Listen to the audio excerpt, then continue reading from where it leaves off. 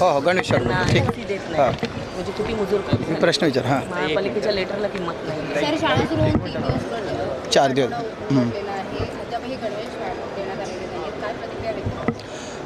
आमचं म्हणणं तेच होतं की ज्यावेळी 24 एप्रिलच्या महासभेमध्ये प्रशासनाने प्रस्ताव आणलेला चांगला प्रस्ताव होता की महिला बचत गटांना हे काम मिळावं जेणेकरून ते वेळेवर मिळेल आणि चांगल्या क्वालिटीचं काम मिळेल आणि महिलांना रोजगार मिळेल. उद्देश चांगला होता परंतु सत्ताधाऱ्यांनी तो हाणून पाडला आणि त्याला आम्ही उद्धव साहेब यांचे 2 नगरसेवक विशाल विचारे आणि विशाल ससाने आणि महाराष्ट्र नवनिर्माण सेनेतर्फे मी अभिजित देसाई आम्ही तिघांनी प्रखर विरोध केला आणि प्रखर विरोध केल्यानंतर सत्ताधाऱ्यांनी सुद्धा आम्हाला त्याच्यामध्ये ते नमते झाले की आत्ता देत नाही पुढल्या वर्षीपासून देऊ पण ह्यावेळी आम्ही तुम्हाला 15 जूनपर्यंत कसे करून गणवेश मुलांना देऊ असं आश्वासन दिलं.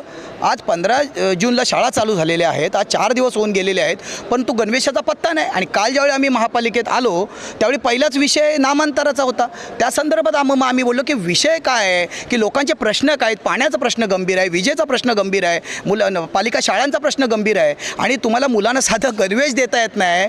आणि मला सांगा आणि तुम्ही आज जर सगळ्या शाळा इंग्रजी माध्यमाच्या करायचं चाललेलं आहे, शिक्षकांचा पत्ता नाही, गणवेशांचा पत्ता नाही, मुलांना बुटं मिळत नाहीत आणि आमचं म्हणणं तेच होतं हे जे गुन्हा करतात. आता गेल्या वेळचाच हा FIR कॉपी आहे.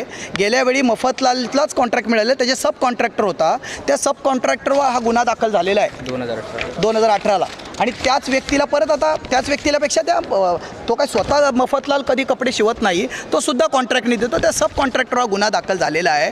तरीसुद्धा परत तुम्ही तेच काम त्याच कॉन्ट्रॅक्टरला दिलं. ह्या बाबतीत तुमचं नक्की काय आहे, तुमचं हे काय मग नक्की याच्यात भ्रष्टाचार झाला आहे का हा प्रश्न आम्हाला पडतो ना या बाबतीत.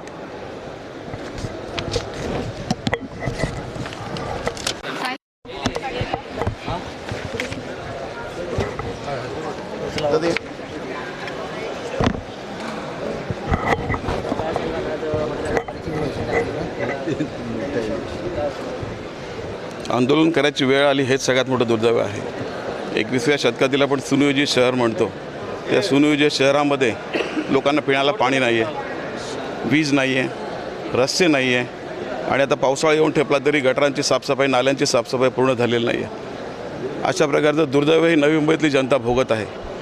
आणि निश्चितपणे आज जो मुद्दा आमच्या नगरसेवकांनी उचलला आहे की गणवेश हे सर्वप्रथम सगळ्यात महत्त्वाचा विषय असतो मुलांच्या शाळेमध्ये जाण्यासाठी. आणि तेच जर ही एवढी मोठी पालिका भारतामध्ये स्वच्छतेच्या बाबतीत अग्रगणी असलेली, फायनान्शियली अग्रगणी असलेली पालिका, ती पालिका जर मुलांना गणवेश देऊ शकत नसेल वेळेत तर ते खरोखर दुर्दैवी आहे. त्याचसोबत आम्ही ह्या गोष्टीचा मोठ्या प्रमाणावर निषेध करतो आहोत. आणि हे जर असंच चालू राहिलं तर खरोखर आम्ही जी घोषणा दिली खाली डोकं वर पाय, तसं अधिकाऱ्यांना खाली डोकं वर पाय करण्याची वेळ आता येऊन ठेपलेली आहे. कोणाचा कोणावर कंट्रोल नाही आहे. हे एक माझ्याकडे पत्र आहे. ह्या पत्रामध्ये लिहिलेलं आहे की ते कन्या आहे, तिने शाळा सोडली, तिला शाळा सोडल्याचा दाखला द्यावा म्हणून आहे आणि तो दाखला ती शाळा प्रायव्हेट शाळा देत नाही आहे. म्हणजे पालिकेच्या अधिकाऱ्यांनाही कोणी जुमानत नाही आहे. अशी परिस्थिती पूर्णपणे येऊन ठेपलेली आहे.